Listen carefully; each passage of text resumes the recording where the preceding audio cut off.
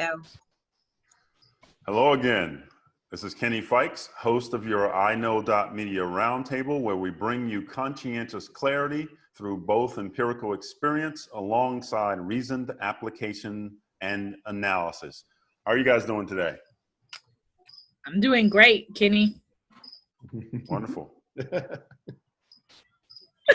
Hey guys, I'm Elisa Simmons, and I am hoping that tonight's conversation will shed some light on me for a topic that I think a lot about, but don't necessarily have a lot of details from a professional side. All right. Hey everyone, I'm Jayshree Ellis, and many people call me Jay. I'm a mom, I am a disability advocate, I'm a physician, and I'm always happy to be here. I'm Michael Molobsky. I'm a pediatrician from Denver, Colorado, a father of 7, and privileged to be part of the conversation. Thank you, guys. So tonight we're going to talk about where the implication is that we're talking about implied immunity with police officers. And when I said the implication is it's sort of the baseline, but we can get into a number of different things. After everything that's happened with George Floyd, we're still seeing things happening. We're still trying to keep the flame alive and go forward and not just let it stop, but have conversations that go in different directions. And so we want to think about implied immunity, but within that, I wonder if the focus for police officers, just like sometimes we think it is with lawyers and DAs, is the focus more on getting a conviction than protecting people? Like sometimes do they push the limit just to get the conviction? I'm not talking about going so far as planting evidence, because we know that that's bad behavior, but maybe crossing the line, like serving a warrant that really wasn't real, or illegal search and seizure, because you think about people that you're dealing with really don't have the means and the wherewithal and understanding to sue or know their rights, things of that nature. Or are they one and the same? Are officers trained in the Constitution? Should they be? Or are they told to do whatever they want to do based on implied immunity, but do they even understand that? So let's start with you, Jayshree. I think this was a topic that you wanted to talk about a week ago, and you introduced it from the perspective of a physician or working in a hospital and a particular search that was happening. What do you got? Well, I thought that it was an interesting concept, and it came from a podcast that I listened to, that officers often will have something called implied immunity or qualified immunity. And this relates specifically to civil suits. So, you know, when things go wrong, naturally, everyone's angry and they want to see accountability. They want to see an officer who may have done what we consider the wrong thing punished, removed from the force. And if there need to be criminal charges, then they want to see that happen. That's what the public wants. A lot of times, as you guys know, when it seems to us like there should be criminal charges and a conviction, that doesn't always happen. So what's the next remedy, right? If the police officer doesn't lose his job and he doesn't go to prison, perhaps the family of the person who was injured or killed can sue that person. But qualified immunity protects officers from that. And this dates back to just kind of how the law has evolved since the KKK. But it's something interesting to note, because in order for an officer to be sued civilly, in most instances, there has to already exist a legal precedent for that to happen. So then you get into this whole, like, first chicken or the egg. If qualified immunity protects such a suit from going forward or from being successful, then you can never get the legal precedent that you need. And apparently it has to be very specific. So if you're going to sue an officer because, let's say in the case of Breona Taylor, they came in at night, they came in with a no-knock warrant, they had on plain clothes, you have to meet all of those burdens, right, in order for a suit to go forward on a legal precedent. It has to be exactly like a previous case. What is the likelihood of that? So I think it's wonderful for people to kind of understand how the law looks at this, because I think sometimes it looks like juries just want to let cops off of everything, you know, and it may not be that jurors want to do that when they step into a jury box. They probably have very strong feelings too. But if the law is being interpreted for them in a certain way, and you have to meet certain burdens in order for this suit to proceed, and in order for a family to be awarded anything, then jurors don't have a lot to play with. This is just what the law is. And so I think it's important for us to know. And as we ask for police reform, I think this is one area that we could examine. You know, in egregious cases, can we make it possible Sure. for people to sue? So and that seems, rewarded? yeah, so that seems a little circuitous and almost in some ways a catch-22. I recently had, share these stories with you guys from time to time, an issue with a project that I was trying to get built. And because the perimeter was so close in terms of what being the requirements with the next property, I needed a footer survey, but I need a builder's permit to build to the point to get a footer. So it was circuitous, like how do I get the permit without building? But if I build and show them the footer range, I'm building without the permit, right? So in this case, I could perfectly see like what's the likelihood that there's going to be an exact precedent or even a close precedent. So it's almost set up to be that way. Elisa, what do you think? You know what? I think that is even with the current situation with Breona Taylor, I think that's something that's frustrating so many people is because they're not thinking about the ideal of qualified immunity. And so they're saying arrest the police, and they're not looking at the other end of what's protecting them from being arrested. And so I think it is something that as a country we need to see, is that ideal outdated, or do we need to give it more black and white definition? Is it too vague of a definition? Okay. Michael. You know, when I was reading about this issue, the first thing I thought of is I was relating it to my own experience as a physician, and Jay mentioned it as well. And maybe your son, who is an active duty police officer, could speak to this. You know, being a police officer is such a complex and difficult job. It requires, and the tolerance for mistakes is low. You're not expected to make mistakes because you have the ability to deal out deadly force, just like a physician can inadvertently deal out a deadly outcome. And so the top people's tolerance for our mistakes is zero. You really can't make them. I know that physicians don't have civil immunity, but it may be very difficult if you take this and fundamentally change it or make it go away. Maybe fundamentally changing it's the right thing to do. You may not be able to get people to do that job. It may be very difficult to find quality people anymore. I think it already is, but that would probably make it even more difficult if that part of it became even less protected. I wonder about that part because it seems to me, I haven't read a study on it in preparation, but it seems to me based on a little bit of casual or even specific observation across the country that a lot of the bad actors are repeat actors.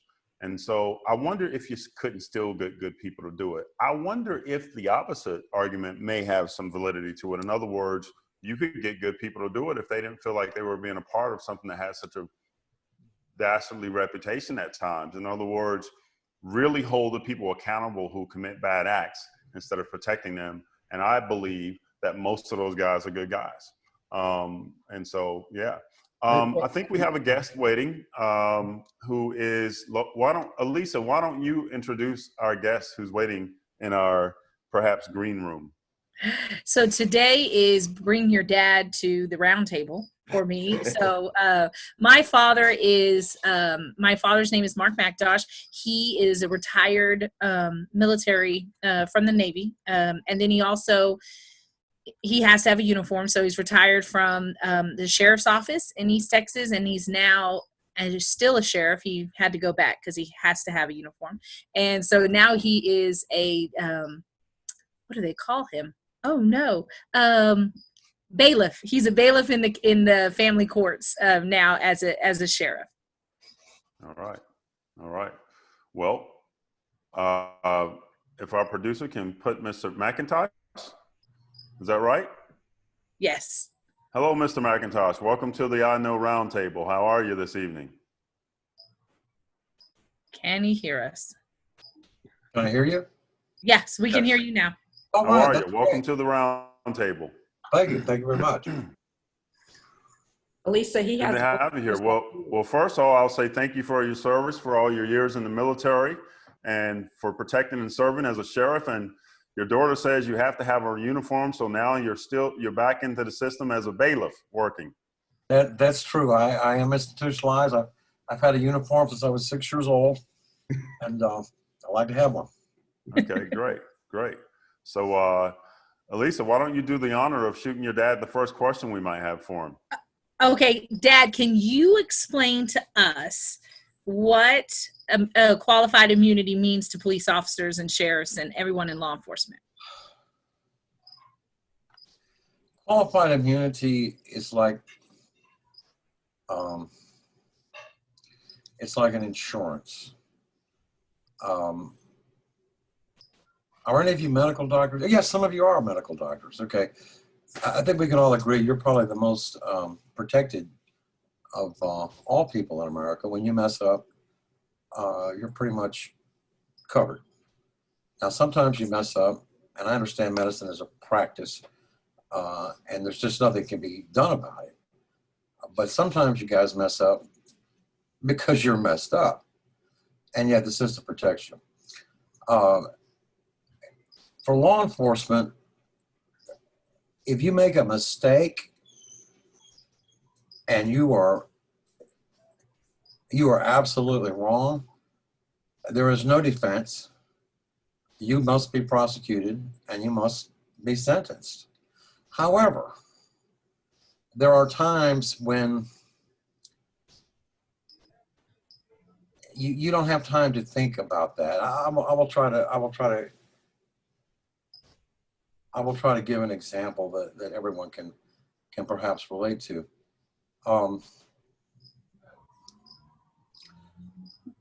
If I come upon a scene where we'll say someone is getting beat up. Yes. Okay, all I know is that there's a victim and there's a perpetrator. And so I have to assume that because this person's screaming for help and getting beat up, that they are the victim. And so I have to assume, as a police officer, it's my job to stop that. So if I jump in there to stop that, I don't need to be worried about, was the person getting beat up actually the one who started this fight? Was there something going on that I didn't know about? I don't need to have to worry about that. I need to be able to go off of, this is the scene that I'm presented with, and I need to stop this. I need to save this person. I need to calm the situation down. I don't need to be worried about, am I going to get sued here? Yeah. So, Mr. McIntosh, let me jump in with another question. Sure. I think a lot of times what people are upset about is the degree or how far the officer goes. In other words, maybe you got it wrong who was the victim and who was the perpetrator, but no matter which one it was, at the point where a reasonable person, because we know in law, there are no lawyers on this frame, but we know in law, one of their favorite words is reasonable. So when I watch a video or a clip or with my eyes in a live scene, would a reasonable person say, whether it was the victim or the perpetrator, is it reasonable to assume that the one that was losing the fight or screaming for help is the victim? That's reasonable. But then once they're subdued, is it reasonable that they're still being choked or that they die on the scene in the hands of a police officer? And why? The reason I ask that question is, I'll go back to doctors. I think sometimes there's a lot of urban legend about the law, and there's some truth to them and sometimes not. For example, if I come upon a scene on a highway and I want to help a person and give them CPR or move them and their back is broken, I may be covered as a good Samaritan, but a physician may not be. If that person is further injured, they will say that a physician had a higher standard of care. If I'm a Golden Gloves boxer and I get in a bar fight and I knock someone unconscious and put them in intensive care, I may be tried with my hands as lethal weapons versus just a layman who, if I were, a farmer. In the same sense, people might say that police officers are trained with weapons, hand-to-hand combat, etc. And so why isn't a higher standard of care held to them to just subdue a person instead of taking their lives? I appreciate your use of the word reasonable, because that is something that is very important to us. Whatever you do, it got to be reasonable. Okay, and that's I've been doing this for a long time, and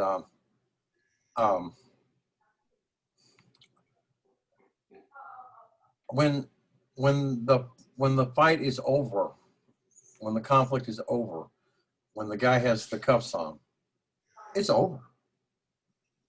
It's over. He is no longer a threat. He might still be kicking at you. He's definitely going to be cussing at you. He might be spitting at you, but he's cuffed. It's over. There is no.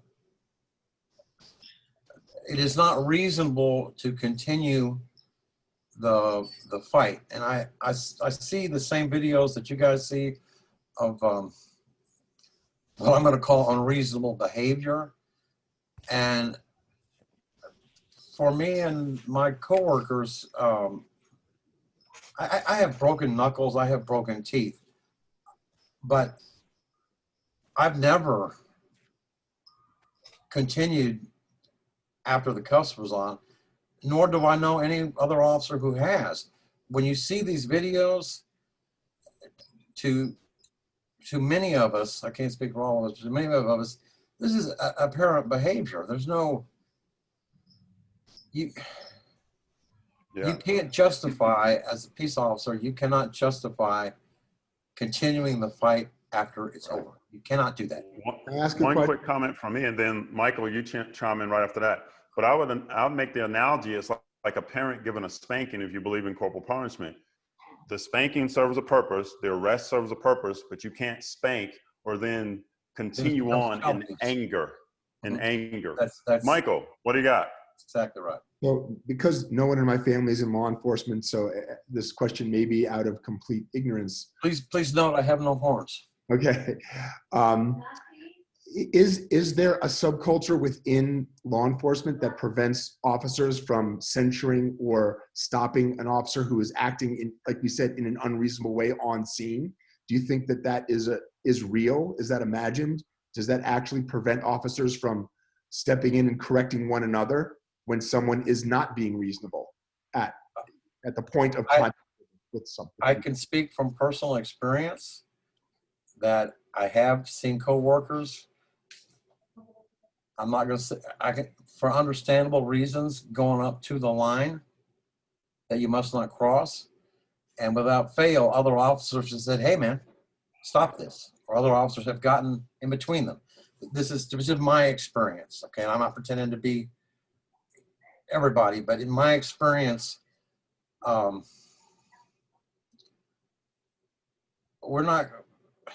very protective of each other. And we know that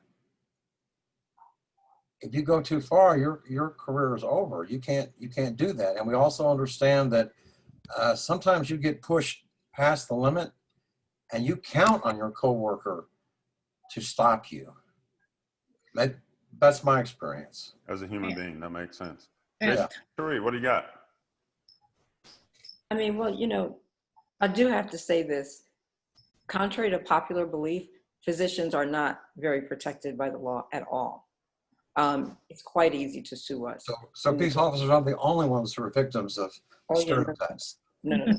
I mean, this is why we can't practice without malpractice insurance. We must have it. And let me tell you that suits can exceed the limits of your malpractice insurance.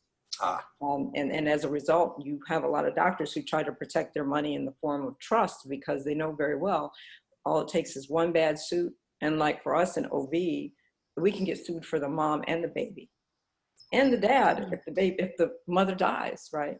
So it can get bad. We don't have that protection. We very much empathize with the position of police officers because we have to practice always with that legal construct in the back of our minds, right? Sometimes you can't do the things that you think really need to be done because you have to think about, well, this is the standard of care. And even though here I feel like I should deviate, if something goes wrong, I'm sued. And unfortunately, people can initiate suits for anything, right? And then we're sued and we're pulled in and we have to prove that we don't need to be in the suit. Sometimes we're dropped, but then we always have to list that on our within our profile that we've been sued, even if we were dropped from the case. So we're always kind of thinking that way, and it's very, very stressful. I would imagine that being a police officer, you're going out there worried about your life and your health, your physical health and safety. And you're also having to do your job now with the thought that you could not only be fired, but go to prison and or be sued civilly. I wondered if, and I know this has come up a little bit, we questioned it, do they teach you about that in the academy? Like, do they tell you how you need to think? They didn't tell us. When I trained, I don't know about you, Mike, when I trained, they didn't talk to us about legal things. It was like you get into residency and you hear more about it. And then as an attending, you start figuring some stuff out. You know, some colleagues who've been sued, but we aren't really trained to think medical legally. Do they train you guys to think One that thing way? that we were all, excuse me, sorry. I cut you off, sorry. It's okay. Okay, what I was going to say was that one thing they do stress in the academy is the need to get insurance in case you are sued. You know, like PBA is a bit, patrolman's mental. There's a couple of agencies that will provide professional insurance for you. But the main thing that they teach in the academy is you have to be reasonable. You have to be reasonable. As long as you're reasonable. And also we have a thing called policy and procedure. And policy and procedure is best described as long as policy and procedure is an umbrella. And as long as you stand underneath that umbrella and you follow policy and procedure, you will be okay. Everything will slide off. And I think that's the frustration, confusion a lot of us have right now is you see officers being jailed who are following policy and procedure, and it's difficult for us to accept. What would you think as a person trained, a peace officer, what would you think is the disconnect between how civilians perceive you guys against, because like, as you say, reasonable and all this stuff, we can keep going back to so many videos where it didn't look reasonable. And yet the police officers might have been charged but did not get convicted, and there's situations where you feel like the charges were just to appease the public. So what do you think is the disconnect between the public's eye of what the police officers are doing that are, in our views, not justified or not reasonable, but then as a police officer, y'all see it as reasonable? If you want a case reference, it would be the Breona Taylor case. So many people want those police officers arrested. There's no movement in that, but the police officers, obviously, someone thinks they did something appropriate because there's been no charges, and she was at home in bed and asleep, when they did the no-knock warrant. I think your first part of your question was disconnect between what you wanted me to comment on the disconnect between the police world and civilian world. Yes, was that the? Yes. Okay. When I was 18, I thought that the police were evil. I had hair down on my shoulders. I drove a 67 Ford Econoline van with beanbag chairs and shag carpet and an 8-track. And the police would pull me over all of the time. And they were not nice to me. And I thought they were really horrible people. Many years passed, and I realized I really was a horrible person back then. And they probably had a good reason for stopping me, because I can't say I was ever abused by the police. They rattled my cage. So I think that a lot of people, grown-ups now, or elderly people like myself now, when they look at what the police are doing, they think back to when they were that kid driving too fast, or the music was too loud, and maybe the cops were mean to them, or maybe they gave them a ticket.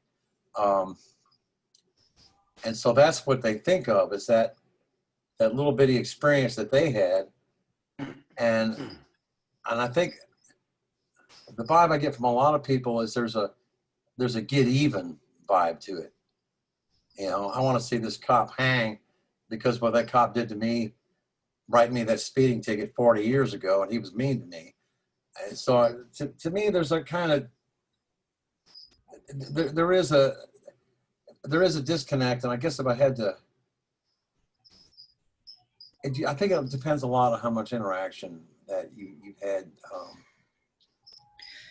with Do you, with, do you I think a part of the disconnect is that one of the themes we've had on the show is that two things existing in the same space. Mhm. And so Yes. when you're out there putting your life on the line and you're dealing with, you know, a bad guy who might want to do you harm, and you're thinking about your family that you need to get home to, there are other people out here thinking, well, what about that guy we saw on national TV that didn't make it home to his family? And so being mean to me or giving me a ticket, whether I deserved it or not, or, you know, that thing they call DWB, driving while black, whether you believe it or not, if I believe it and that's my reality, I would say, be mean to me all day long. That's fine. Just don't kill me, right? And so Yeah. the disconnect, the disconnect might be in where you feel like your hands are tied as a police officer in the past when you were an officer, that your hands were tied and you don't want to worry about what could happen to you if you make the wrong decision. Other people, the general public, believes that your hands are not tied at all and you can do whatever you want to do. I think that's a disconnect. I You think you're have right, any Peter. thoughts on that one, Malofsky?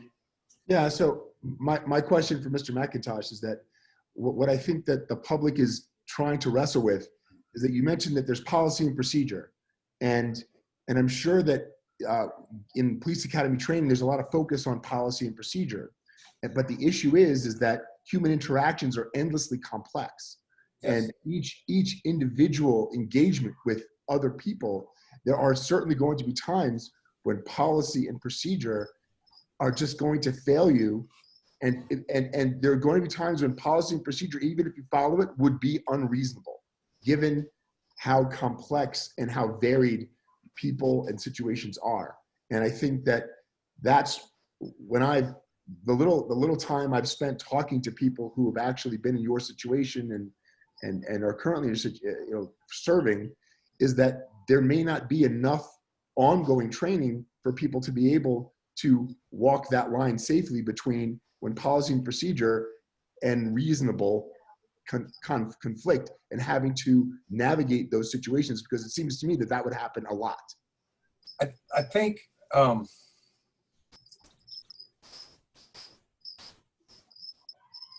I got faith in policy and procedure. I think that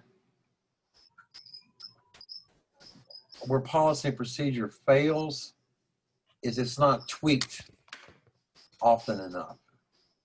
An example I'll use is a case called excited delirium that started a few years back. It became a thing. Basically, some guy would go nuts and he would strip naked and just act crazy, and it was impossible to subdue that guy. Well, and it turns out, you know, it's a side effect of drug use is what it is. The reason the guy takes his clothes off is he feels like he's burning up. That's what happens. Well, policy and procedure was that no matter what, you must gain control. And the way that we gain control was called pain compliance. You know, if I twist your arm long enough, you will stop fighting me. And for most people, that's true. But for a person who's going through excited delirium, they don't feel any pain. So to use policy on a person like that is useless because they're never going to feel it.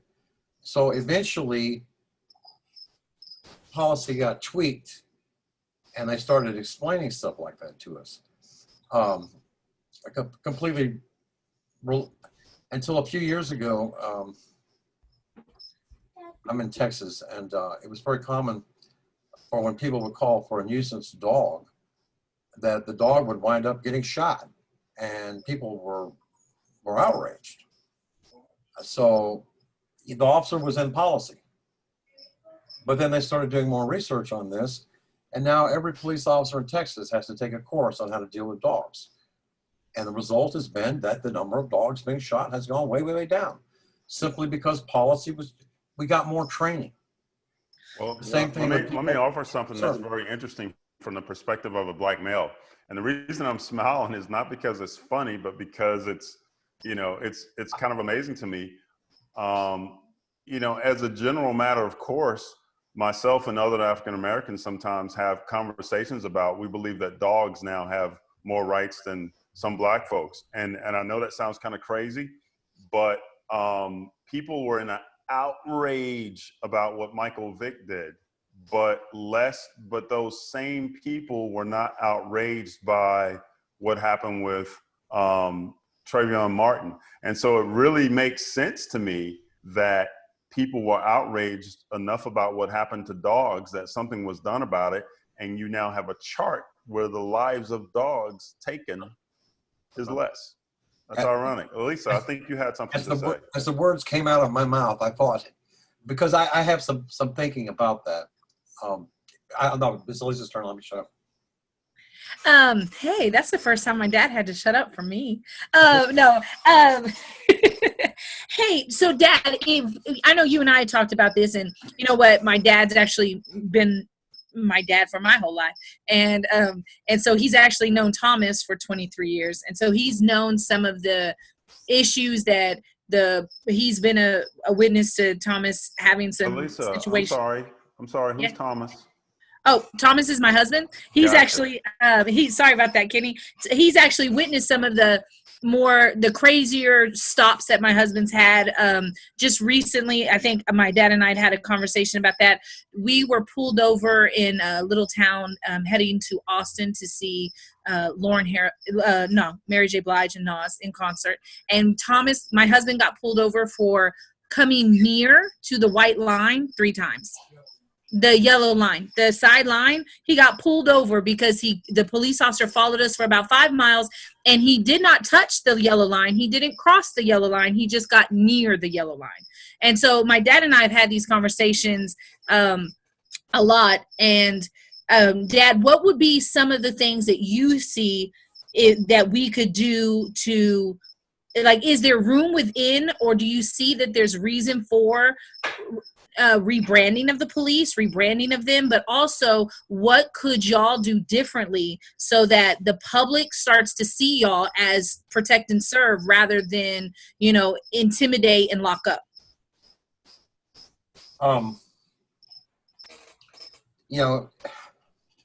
It never fails. Once things are going good and we're looking good, one of us does something so incredibly stupid that it just erases all the progress we've made, and it's just it's just horribly frustrating.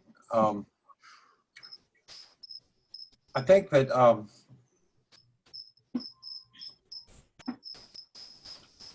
a lot of people will blame society. Kids don't know how to act anymore. Kids are rude. Da da da da. In my opinion, when you have the gun and the badge,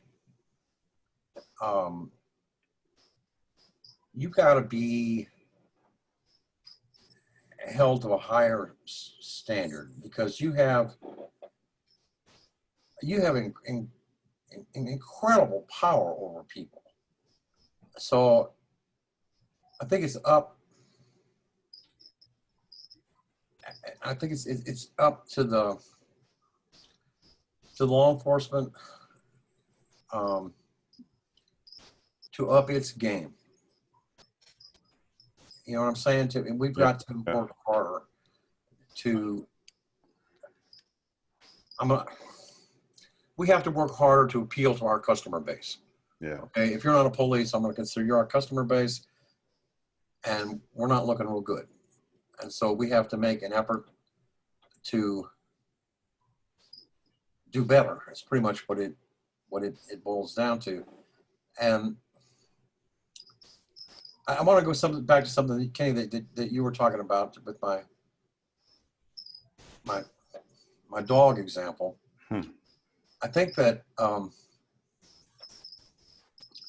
every year, or every 2, police are on a 2 and a 4 year training cycle. Okay, there's classes that you got to take every 2 years. There's classes you got to take every 4 years, and cultural awareness is one of those classes. And one of the advantages to being a senior citizen is that I was there when those classes first started out in the early 70s in the military. And it took the military a long time to get those classes right. But we don't do a good job. I'm not even call it cultural awareness. We don't do a good job of teaching. Of doing that. Let me chime in. Let me chime in now, if I may. First of all, the first thing you talked about, I think, was really wise and astute of you to talk about thinking about the public as the customer, because I think, again, the bad one, right? This cliche of good cop, bad cop, right? So the bad cop just sees it as I have power and whatever I say, whatever I do, not understanding that, like in a business for profit, that you can serve 100 customers well and they will smile and shake your hand and walk out, and that's fine. They may not tell anyone, but you serve one wrong and they're mad as hell and they go out and they tell 100 people. And that's what drives the deal. And so again, as an African-American, I'll make the analogy that, you know, and Jay Sheree and I've talked about this, and she talked about it on one show, you know, that fool that goes out and is an example of every stereotype about African Americans that people hate.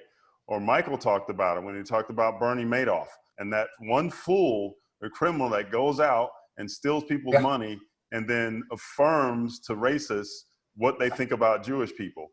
And so I would imagine, as a good police officer, a sheriff, you know, a state trooper, whomever in law enforcement, you've got that fool that goes out and confirms the bias that people have against police officers.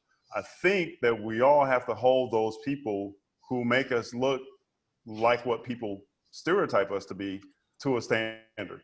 And with that said, let's let Jay Sheree come in with a thought or a question. You know, what I've been thinking a lot about is the whole concept of what's reasonable. I've never been comfortable with that statement, you know. Any reasonable person would, because that assumes that people are all operating from within the same framework. I think some of what must be happening is that, you know, you have a police officer who has a certain perception of what's happening. In the moment, he or she has to make some really quick decisions. Then you have a perpetrator or a suspect or whoever the detainee is, who has an idea of what's going on, what might be going on, maybe what the police officer is thinking, and they're going to behave a certain way, and then something goes wrong. If the law is determining what's reasonable, like whose standard of reasonability is being followed, right? So, I mean, I'm an African-American woman. I might think certain things are reasonable based on my cultural experience, my social experience, my socioeconomic group, all of these things, but a juror might not. You know, a police officer might be expected to behave a certain way by certain people. And obviously certain things are just unacceptable, right? I mean, what happened with Mr. Floyd was unacceptable. But I would think that in a lot of cases, the problem is that what is the standard of what's reasonable? It's a nebulous concept. And so how do you expect a jury to be able to convict or acquit based on standards of reasonability when maybe each of those 12 jurors has a different idea about what is reasonable in a given set of circumstances? So I actually disagree, Jay, on that. I like the concept of reasonable, because it's a pretty tough process being on a jury and what happens in a courtroom. And Mr. McIntosh can probably attest to this. You may have the one person that sees it a different way, or is just a holdout because they have their bias for some reason. But those other jurors really jump on that person, and you've got to be some tough nut to crack if you are the one holdout or the two holdouts. With that being said, the problem sometimes in prosecuting, and Michael and I talked about this before, and we're going to have a judge on at some point to talk about this, a guy from Kentucky, who believes that we really ought to pick juries in situations that are more representative of what's going on in that trial. I believe reasonableness is is not nebulous, because if you take 12 people of your 12 of your peers and you say, okay, is it reasonable when this man said, I can't breathe, that you could have loosened up, right? And so what happens in a courtroom is typically you decide a case on facts or the law. And so the law would talk about Mr. McIntosh's policies and procedures. So a judge or a judge advocate or someone like that would say, did they follow procedure down the line? And a judge makes that call. But if it's about fact, and they say, okay, did the guy say he couldn't breathe? Is it about fact? Did you bust the guy's nose when you threw him on the ground, and we can show that? Then was it reasonable to kick him again, right? A jury will decide those facts, and a judge will decide the law and policy and procedure. And I just believe that unless you have a bias, like racist type jury, that they can come to a consensus on what's reasonable. Anyone want to combat that or talk about it? I don't know, because like what I think with Jay's point, because I understand you do need a center line, like where, okay, this is it. But do they deliver what is considered reasonable, or is it left to interpretation by each person? Because that, to me, because if someone is punching my daughter in the face, I'm going to think it's reasonable to decapitate that person, even if it's a week later. Like, to me, that's reasonable. But that's not really reasonable if I've had time to recover from it. So I just wonder, like, can we go and print out what's considered reasonable for the police states? I think what you just described was temporary insanity. And so, I mean, I believe you can what's reasonable. I don't have the whole show about debating that, but statistical outliers are statistical outliers. And saying that what's reasonable to one person is not to another makes sense, and I respect that, but there has to be a place of starting. Yes. or else everyone's basically innocent because we have different values, right? What do you get to kill someone for? When do you get to steal, right? So there's a reasonable standard, I believe. But Michael, what do you think? I wanted to ask Mr. McIntosh a related question. Is that, he mentioned that there is some ongoing education, there is some path that officers have to follow. I heard a pretty popular commentator. He was a Navy SEAL, and he commanded the SEALs for 10, 12 years, and he's now big in the social media space. It's his contention that the training is still not enough, that given the expectation of officers' performance, given the intolerance for mistakes, and given the almost infinite complexity of human interaction in applying reasonable and applying policy and procedure, that he believes that there should be a significant increase in the expectation of what ongoing training should look like. And it should reflect more of what special forces soldiers are expected to do in the military, because for the same reasons that there is very low tolerance for a mistake, given the fact, like what Mr. McIntosh mentioned, is that they've got a gun and they've got a badge. And so therefore the obligation is to train them more. Yes, and therefore, if you expect more than that, like this person was saying, up to 40 or 50% of your time not working should be involved in complex situational training, involving all kinds of situations, involving every kind of culture imaginable that you interact with, involving de-escalation and everything like that. Now, you would have to pay people more. Officers would have to be paid more like other very high-level professionals, which is what they are, because they have enormous responsibility. They have the ability to kill people, just like doctors do, and therefore, and they should be going under more training than they do. And I wanted to ask Mr. McIntosh's response to that.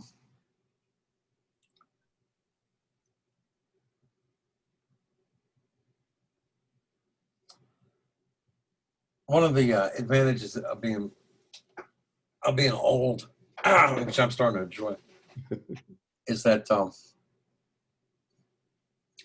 you life experiences. So let me give you a real life thing that happened to me. Right now, I'm sitting in front of a monitor. This was like almost 20 years ago. I'm sitting in the front of the jail, the sheriff's office, and I'm at my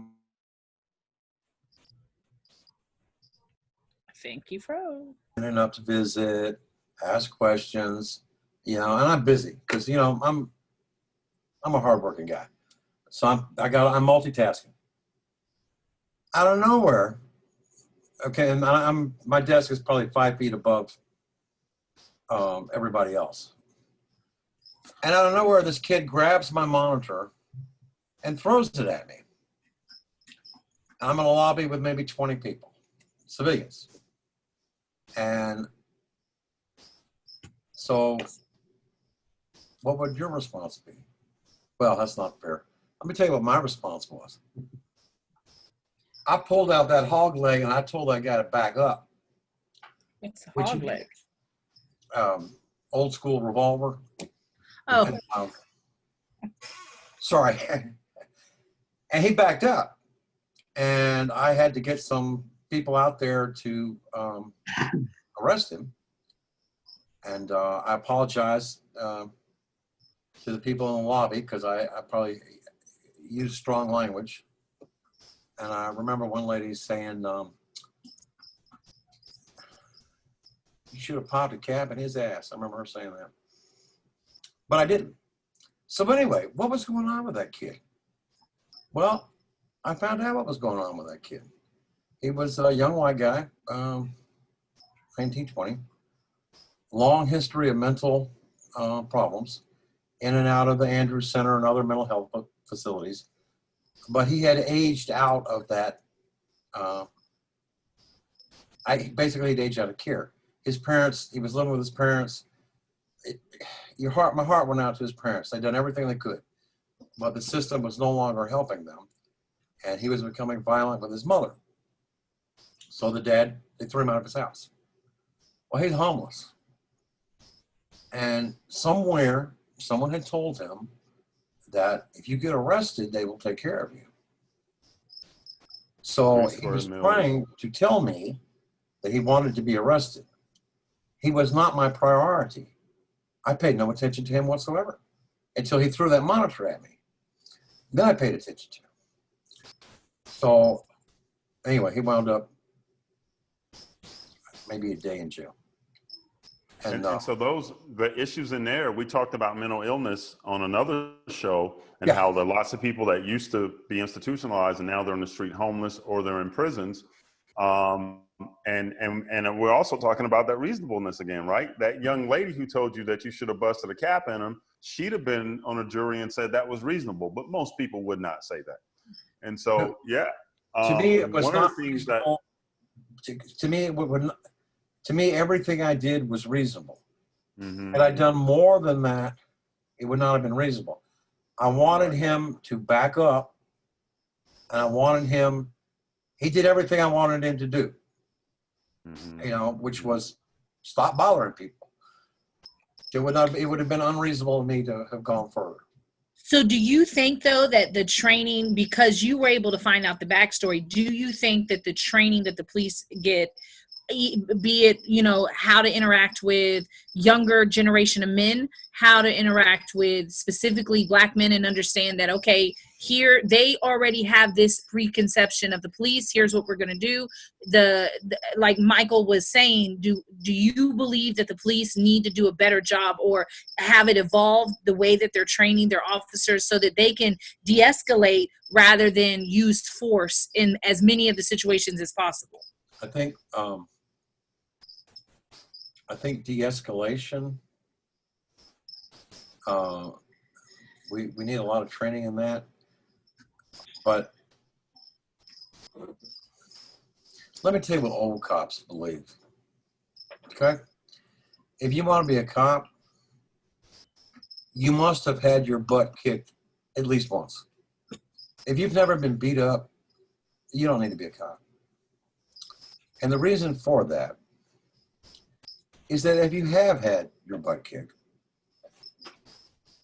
you know that you will survive. You will survive. You'll be hurting, but you got good medical insurance. You get some time off of work. You have a good story to tell later. That's what we believe. and that, so you guys are wondering, what is he talking about? Younger cops, especially the ones who have gone straight from high school to college and have no military experience behind them or never worked in a jail before, when they get out on the street, many of them have never had a physical confrontation. Let me rephrase that. Many of them have never had an uncontrolled physical confrontation. And so it's scary. So they're likely to go to weapons. Things are likely to get out of control. Whereas they just had I broke up a fight one time and the guy was telling me, his explanation was that this other guy had said not nice things about his mother. And he said to me, well, wouldn't you have done that? And I thought, man, I get told unkind things about my mom all day long, and I never, I'm a good son, okay? But it doesn't mean anything to me. You got to consider the source. That stuff doesn't matter. But to So, some Mr. people, McIntosh, let me share a little bit about my son's experience in Oklahoma City. He's a police officer in Oklahoma City. That's a good, yeah. 28 years old, 5 years in. And I smiled when you told me that story about a person who's never had a physical confrontation. So one of his buddies from his training class, I went on a ride along with Miles, and in different parts of the city, you all come together. Right. All the officers, older, younger, were dealing with this one situation, and no one pulled out a gun. And this one guy was sort of like, and I'm exaggerating to be like funny. He was like, right, with a gun. And I said, Miles, what's this guy's problem? And Miles was like, I'm making up a name. I'm just going to say Brown. He's like, oh, that's Brown. He pulls a gun for everything. And so even within them, they know that this guy is a little skittish, but they kind of have his back. And I'll also address the thing that Elisa talked about with different perceptions of police officers. It happens early. And again, I'm going to use some humor, but I was sitting with my son and the 5 guys, and he was in uniform. He was doing some off-duty work. And doesn't that tell you about the world we live in when they want a uniformed officer in a hamburger joint? Oh, yeah. So we're 5 guys and a little white kid, maybe a boy, maybe about 6. He's staring at Miles with the big eyes like, police officer, wow, and the gun and the badge and da-da-da. And I didn't know this, that just like at the bank and they give kids suckers, in Oklahoma City, the cops have stickers and stuff. So he gave the kid a little sticker kind of thing, like, whoa. And he's like, the cop talked to me. And Miles looked at me when the little boy walked away, and he looked at me and goes, Dad, little black boys don't do that. They see them differently. Interesting, huh? I think a lot of that has to do with the community. Real quick, after Minneapolis fiasco, I'm getting a group of people walking out of the courtroom, and this little white kid, I don't know, 10, and he's looking at us going, and we're just, it'd be inappropriate to say anything, but we're not happy about that at all. And then, not too long after that, where I'm at, the probation office is also in the courthouse. So we see people come in to report to the probation officer all day long. And most of these people we know. But had a young African-American woman come in there with her money order to go pay her fees to the probation officer, and her little 3-year-old, he is coming up and shaking our hand. But that's the moment you could say got a reason not to like the police, right? She's on parole or probation. She's on probation. She's having to take money out and pay every week. But her little boy, he knows we're the good guys. And did we talk about that when they were gone? You better believe it. You better believe it. We talked about that. It was a good day for us. The little white kid, punk, we're used to that stuff. That doesn't bother us. So and here again, your son's in a big city. I'm in little old towns in East Texas. So there is a difference, I think. Yeah. But Yeah, anyway. Mr. McIntosh, can you Sure. forgive me for interrupting you right now? Because we're about 55 minutes into the show. Okay, And my okay. son was going to dial in like you were, and he was on a call, but he's on now, so we want to get him in. So I how do I get out apologize of for here? cutting you off, okay? I just wanted to get him some time in. Absolutely, Maybe absolutely. you guys can say hello. Keisha, can you bring in Miles? Okay, Dad, you can just end call. No, oh, look, we wanted him to stay. Oh no, stay, Dad, stay. Okay, I'm going to step off camera for a little bit, but I'm here. I'm looking forward to hearing what your son says. He's got a different. Okay, Miles, you there? I'm here. I'm here. It's a little dark, buddy. Oh, you're in the car. Yes, I am. All right, cool. Well, we are talking about implied immunity and being out there in the streets and protecting yourself and the public's perception of dealing with police officers. I told them the story about you and I and Five Guys and the little white kid who came up and you looked at me and said, Dad, little black kids don't do that. Yeah. Yeah. So, Jay, you haven't spoken in a while. I'm sorry, I've been following up a lot with Mr. McIntosh. Why don't you go ahead and chat with Miles a little bit, and then you guys chime in. Hey, Miles, it's good to kind of meet you virtually. I've heard a lot about you. Nice to meet you. One thing I did want to comment on, I mean, you know, I think that ultimately, hopefully we can take this show and other resources and really start to look at what reform needs to look like, right? Because ultimately we know we need some reform. We just don't know all the things it needs to have. And with this notion of qualified immunity or implied immunity, maybe one of the things to consider is providing malpractice insurance for police officers. Like, I mean, I was kind of floored to hear that you guys have to get your own malpractice, because as physicians, we typically do not. If we are employees of a system, of a hospital or a practice, typically our insurance is paid for us. And it is such a way that, you know, throughout a career, you might get sued a couple of times. You hope not to, but you might get sued a couple of times. And the idea is for you to be able to practice without having an overwhelming lawsuit that's going to take every asset you own. It's amazing to me that police officers don't have that protection. And maybe if they did, you could have laws that actually allowed suits to go forward when they were reasonable, you know, so that the public has a remedy when someone has done something egregious and maybe the criminal charges don't stick, but that family can still get some degree of compensation for any wrong that's been done to their loved one. Maybe that's something to consider, that we start paying not only maybe higher salaries for people who are risking their lives every day, but that the counties where they work are providing malpractice insurance for them in case of a civil suit. Sure.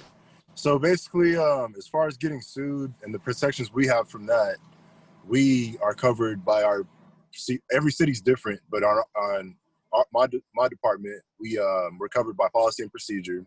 And if somebody has a grievance, oftentimes they'll go after the city itself instead of the officer, because the city has the policies and procedures that the officers were enacting whenever stuff happened. So that's kind of how we're protected on that. I haven't really heard of any officers being personally sued and held liable, at least in my personal experience. You know what, Miles, do you feel like your dad was telling us that story about the little boy? Do you feel as a Black police officer that you do you ever purposely go out of your way to try to make a younger Black kid, not teenager, like little, like have a really Like positive a young child. experience? Yes, just have a really positive experience just in the case to hopefully like plant a seed that police officers are really the good guys? Absolutely. Anytime I have the opportunity to do so, I do so. You know, I smile and wave. I hand out little toys, stickers, and whatnot, and just try to show that we're not bad guys. We're good guys. Hey, Miles, my name is Michael. I don't know if your dad's ever mentioned me, but I used to wreck him at Gimbal Gym at Penn, like on a regular basis.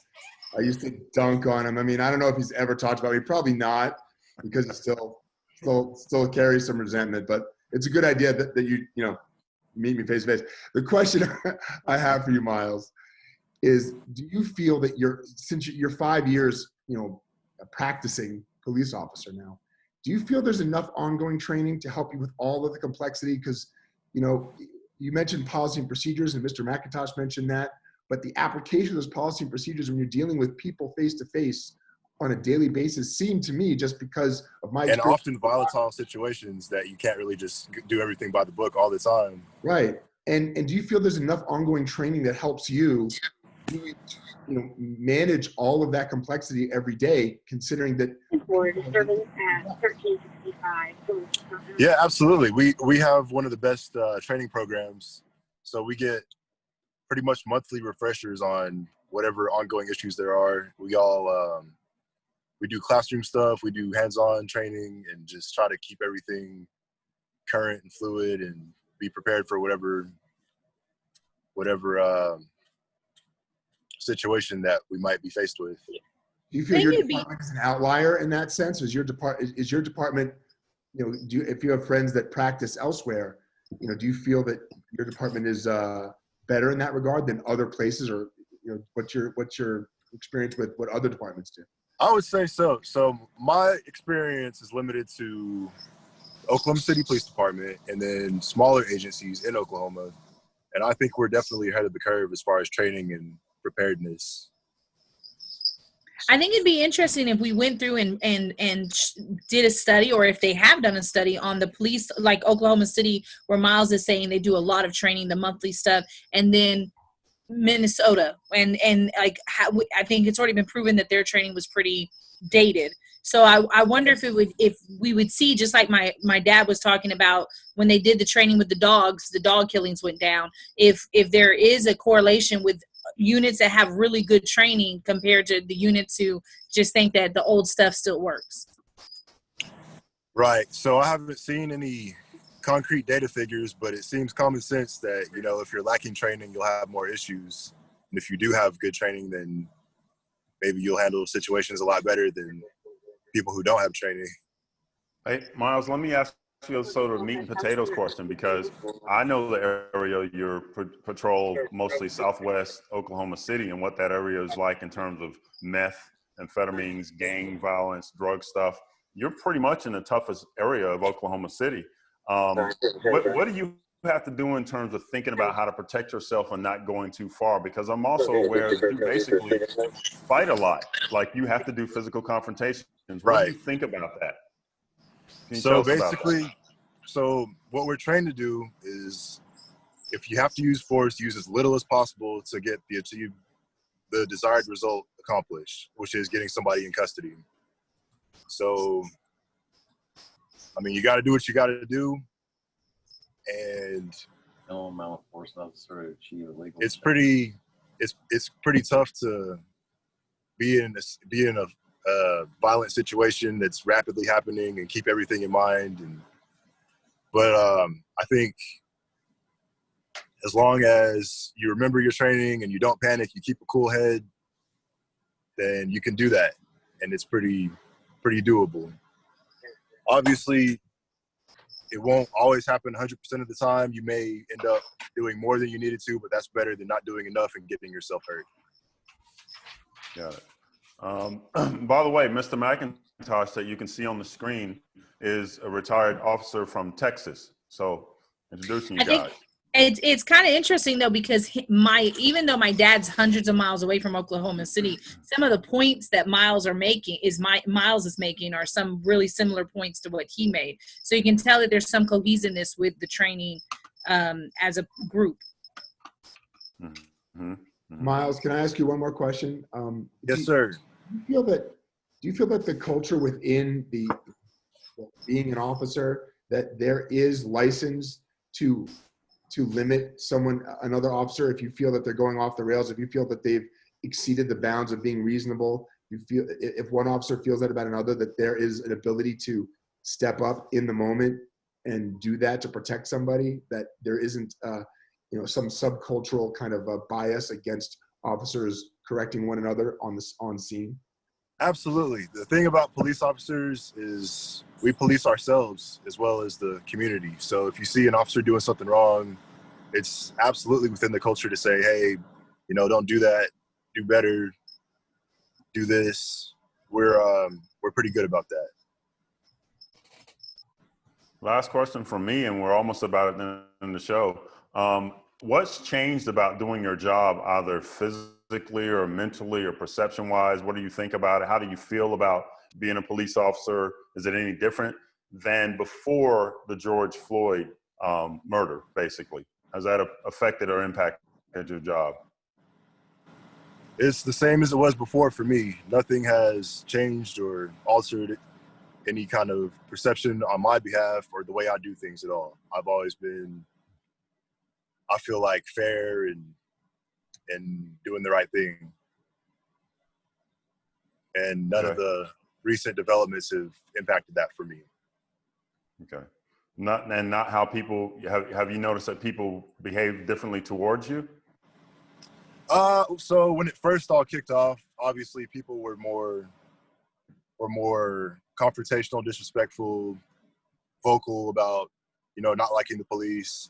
But it kind of died down because honestly, myself and the people that I work with, our work speaks for itself, and there's really no need for hostility or anything like that towards us because we treat people pretty fairly. Okay, gotcha. And one last question from Dad, and then you guys. I don't even think we said at the beginning of the show that Miles was my son. Did I say that? I did say that. Yeah. So you had riot gear on about 2 months ago. What was that like in your riot gear in Oklahoma City, that experience? So that was a little different. It was just, I guess, because everybody was assembling and marching towards headquarters, and they just got all available officers to go, make sure they didn't burn it down or whatever. But we didn't really have any issues. A couple cars got destroyed, I think 2, and then nobody got hurt or anything. But it was right after George Floyd, and people wanted to spray paint some cars and break out the windows. So, Gotcha. But other than that, nothing happened. Mr. McIntosh, you have any questions for Miles? No. No, Okay. it's as my daughter pointed out. We have despite the geographical and state difference, we were on the same page. It's we have a job to do, and we need to do it well. Absolutely. Keep up our customer base, and yeah. I think what you meant to say earlier was I use the minimal amount of force necessary to achieve a legal objective. There you go. Yes, sir. Well said. Yeah. I've written that in many reports, which is true. That's what you got to do. Got to be reasonable. Right. Good. And it's not to hurt anybody. It's to get somebody in custody who's resisting. That's all it is. That's it. Nothing personal, just business. Right. Jay, you got anything? Elisa, Michael, you guys? I feel like after talking with 2 police officers that are in such different age groups and different ethnicities and different locations, that it just would seem like the public and the police need to get on the same page. It's like the police need a rebranding. They need nope, can't say that word tonight. They need a new publicist. I'm not going to try it again because it's not working. But they need someone to help the public see them differently, because they're both on the same page, but it doesn't seem that the public always thinks that about them. I think there's a lot of public ignorance. I certainly, so many people walk around with prejudice and misconception about what police actually, what's in their minds, what's in their heart, who goes into it, what they want to do. And talking today has really learned so much just in the last hour. I think that everybody should get the opportunity to do it. I agree. I think a lot of people don't know what our rules are and what our goals are whenever we're doing certain enforcement actions. And then, so obviously things can look bad sometimes when you're trying to get somebody into custody who's resisting, and it just looks like a bunch of officers are ganging up on them, beating them up. But it's really just the opposite. The more officers are there, the less force you have to use, because like just 1 or 2 officers in a fight with somebody will do more damage than 5 or 6 all trying to get somebody's hands behind their back and get him in handcuffs. Jay? I'd like to share something that my brother-in-law said to me. He's a retired New York Police Department officer. He's only been retired now for about 15 months. He's pretty young. And, you know, I was asking him about some of these topics, and he said to me, he said, you know, people often will say, well, listen, there are certain risks that go with the job, and you know, you signed on for this. You signed on for this. Right. And he's like, you know, Which is actually, when you return on the tag, will you give me the last one of them, please? he said, we did not sign on to die or to be maimed. And we want to be able to do the best job possible for the public. We want to get home safely. That's what we want. He said, most of us did not come here to oppress or harm anyone else. And you know, from someone you love, it kind of resonates with you because, yeah, I'm angry about the things that have gone on. It made me remember that, you know, at the end of the day, police officers don't want to die either. And we don't want them to. I don't want the people that I love to be out there getting shot or killed. So with that said, Elisa, we're going to end with a neat little thing. I'm going to tell you, so from the human side, right, your dad is retired, but, you know, he was out there protecting and serving. My son's doing it now. I'm going to tell you one of my favorite things about him as a human being, which I think makes him, and then you can do that about your dad, which I think makes him a very unique individual in the world, but probably also helps and protects him as a police officer, as well as the perception people have. Miles Fikes is 28 years old, and this is literally a true statement. I've never heard him badmouth another human being. It's not who he is. He's naturally a de-escalator. He's physically strong and powerful, and you hear his voice, he's commanding, so he doesn't have to pretend to be like some forceful thing. His presence automatically commands a respect, but knowing him from birth, I've never heard him badmouth another human being. He's sort of like, you know, just bygones be bygones, let people be who they are. So I think that part of his personality as a human being is actually beneficial to him and his job. Tell me something about your dad as a human being. You know what? I can say something about my dad is that he will let things go. So even like the little boy who he needed to pull the gun on, once it's over and everybody's okay, he doesn't have to be mad at you anymore. He can let it go. And I think that's beneficial as a police officer, that once you do have him in custody, you don't have to be upset with what they did, you know, anymore. You can let it go. You don't have to throw them in the car aggressively because they're already cuffed, because you can let it go. Yeah, And he's always been able to do that. There's no place for anger or personal grudges in police work. That's counterproductive to what we do. So that's good.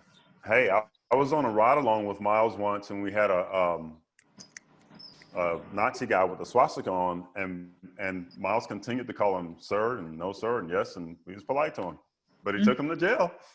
Yeah. All right. And I was Well, polite to him because Nazis, he was we polite love to those me. guys. What's that, Miles? I said I was respectful to him because he was respectful to me despite his background. So it's all just, I mean, people will respond to what you give them and vice versa. Yeah, that is true. He didn't disrespect you either. I think he was on his P's and Q's. Right. All right. Well, it's been a good show. We ran over, but this has been fun. Miles, thanks for coming. Mr. McIntosh, thank you for being here. It was a pleasure meeting you. We've heard a lot about you. Miles, congratulations on your wedding, Miles. Yes, Thank you, sir. I congratulations, appreciate Miles. it. Thank you. Thank you. All right. Well, until next time, folks. See you later. Bye. Night. Bye-bye. Night, guys.